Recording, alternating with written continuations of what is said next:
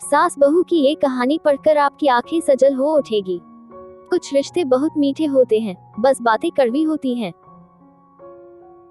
सास बहू। बहू कहाँ मर गई? अंदर से आवाज, जिंदा हूँ माँ जी।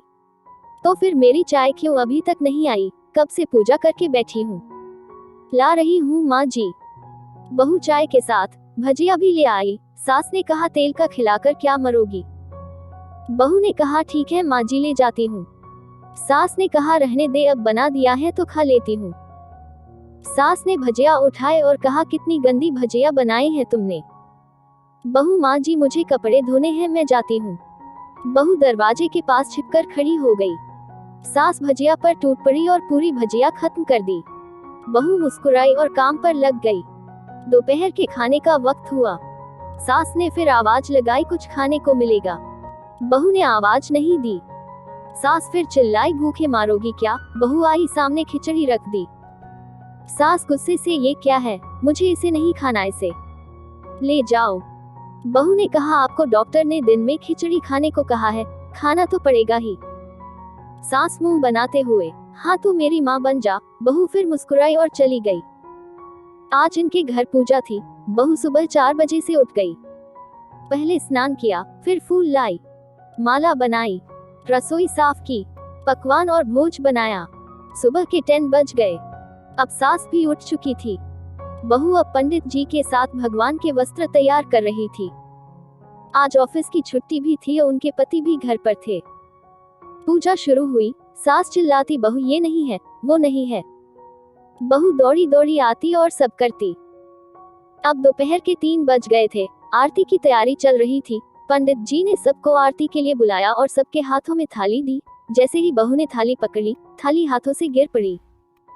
शायद भोज बनाते हुए बहू के हाथों में तेल लगा था, जिसे वो पोंछना भूल गई थी।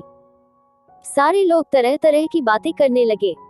कैसी बहू है, कुछ नहीं आता, एक काम भी ठीक से नहीं कर सकती, ना जाने कैसी बहू उठा लाए, एक आरती की थाली भी संभाल नहीं सकी। और उसके पति भी गुस्सा हो गए, पर सास चुप रही, कुछ नहीं कहा, बस यही बोल के छोड़ दिया, सीख रही है, सब सीख जाएगी धीरे धीरे।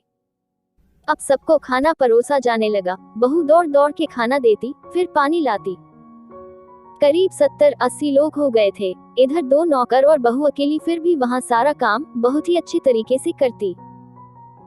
अब उसकी सास और कुछ आस पड़ोस के लोग खाने पर बैठे। बहू ने खाना परोसना शुरू किया। सबको खाना दे दिया गया। जैसे ही पहला निवाला सास ने खाया, तुमने नमक ठीक नहीं डाला क्या?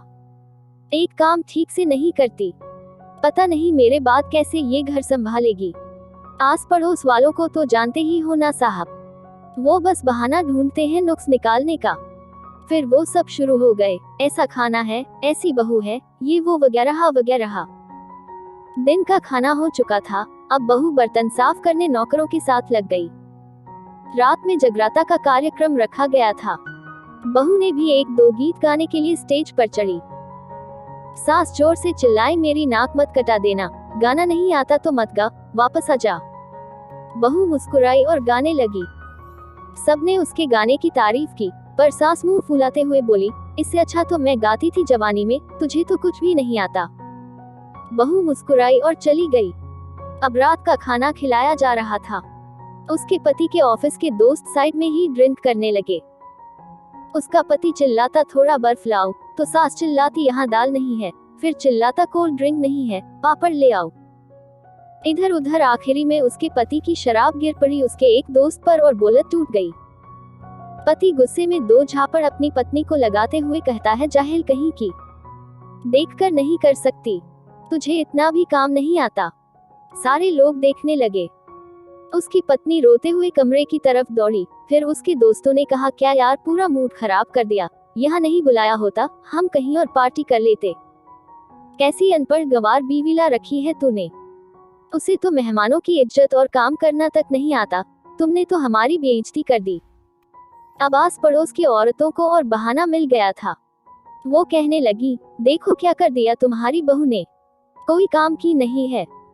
मैं तो कहती हूँ अपने बेटे की दूसरी शादी करा दो, छुटकारा पाओ इस गंवार से।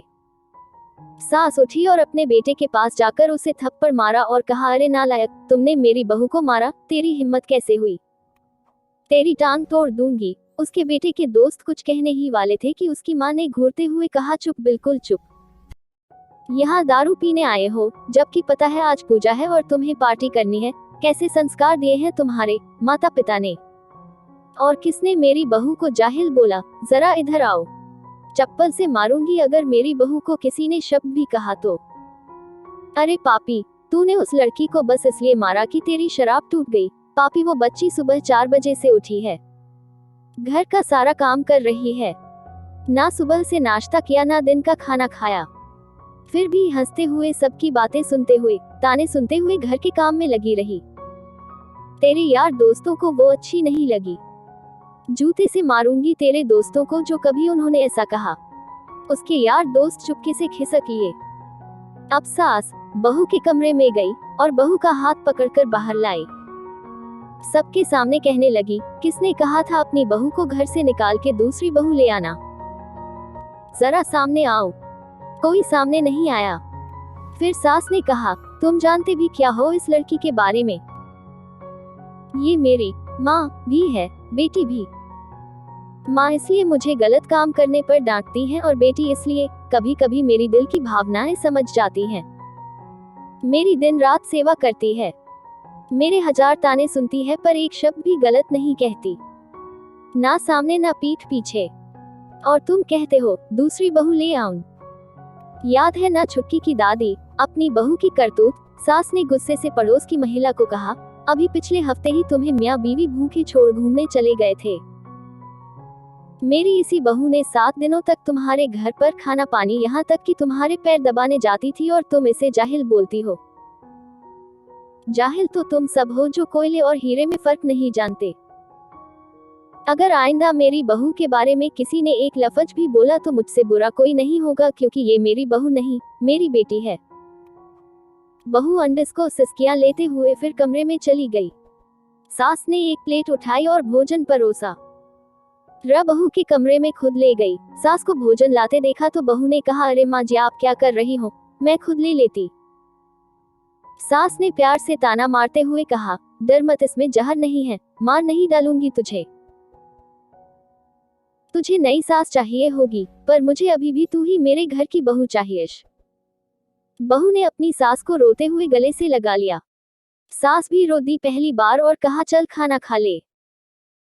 फिर मजाक करते हुए कहा, फिर मेरे पैर दबाने चले आना और ये ख्याल मन में मत लाना कि सास पैर बोलती है, किसी दिन मैं इसका गला दबा दूंगी, क्योंकि कभी मैं भी यही सोचती थी। दोनों खूब हंसने लगती हैं। कुछ रिश्ते बहुत मीठे होते हैं, बस बातें कड़वी होती हैं।